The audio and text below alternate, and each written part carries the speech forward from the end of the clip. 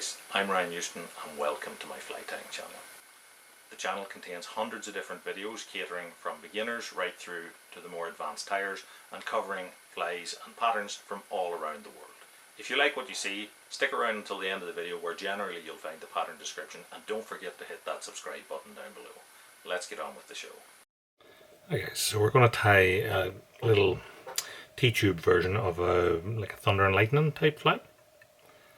So I have a this is a 12mm tube, and we're going to use the flange on the front of it to push the materials back. So place it in the vise. It's just sitting here in this portion of the tube fly holder, and the downward pressure of the bar is what's holding it in place there.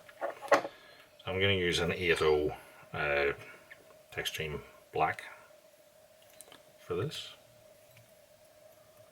Start off our thread and snap it off. And I'm going to tie things in a strange order. Then, if you've watched me, you know that happens.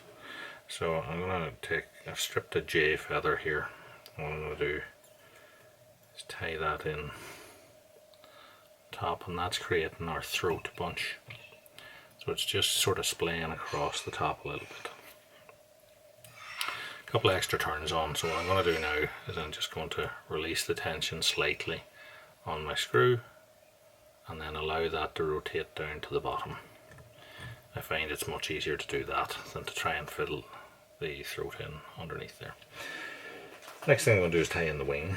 And for this I'm going to use some Arctic Runner that I've dyed in a fiery brown colour. So I'll take a bunch of that. What I do is just get out the very little bit of the underfur, and then I'm going to tie that on the top and leave it sitting out forward. These tag ends then we're going to wrap over. So I'm going to tie in a gold oval and take that back. I need to leave enough here for it to get a junction tubing on. And then I'm going to do the body in like a Spectra black dubbin or peacock black dubbin.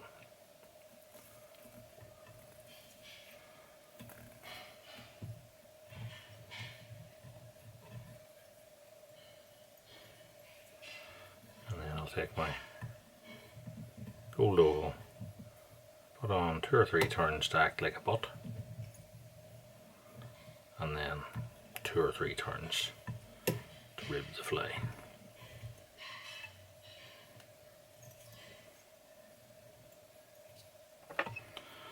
So now we have this space, this little collar behind our wing, and what we're going to do is wrap in a hot orange badger hackle there. So I double the hackle over,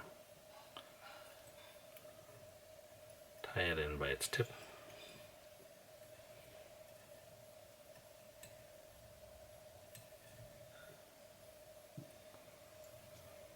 and then we're going to put on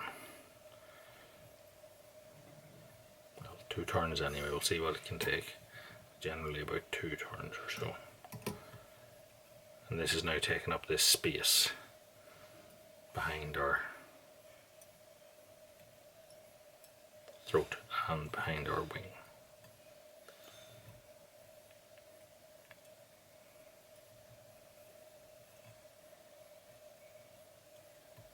So once I have that tied off, I'm going to cut off the stalk, and it's underneath the wing.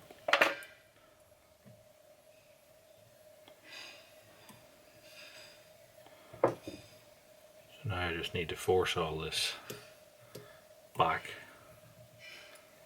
and then I'm going to create a little head here just in behind the flange but in front of the throat and in front of the wing. And that will sort of gradually lower the wing. So it depends what height you want it to sit at.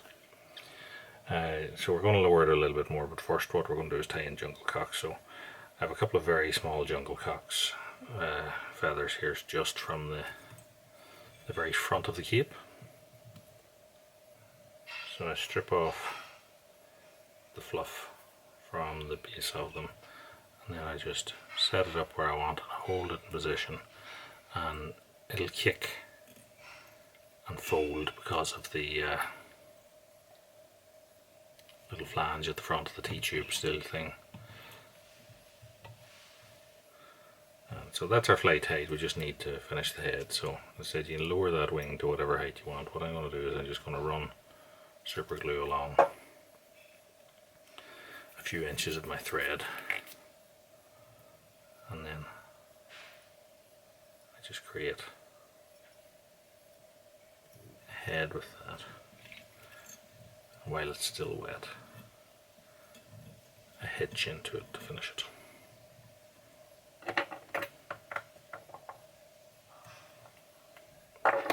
So that's flight tied. I need to line the tube now. So what I'll do is take a little bit of 1.8 inner,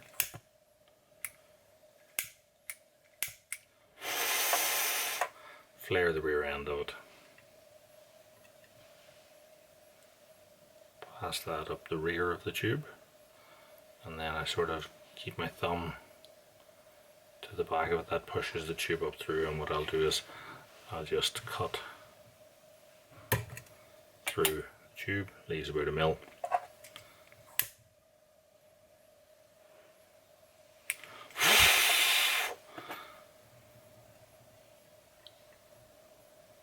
Pass a needle into it. So that is our fly. So I need to put a coat of varnish on, so I need that head to dry. And once it's dried, then what I'll do is I'll just take my clear varnish and rotate my dubbing needle, laying on a little thin blade. But you can use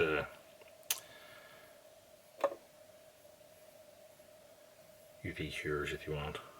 Personally, I prefer varnish. So that's our Thunder and Lightning mini tube.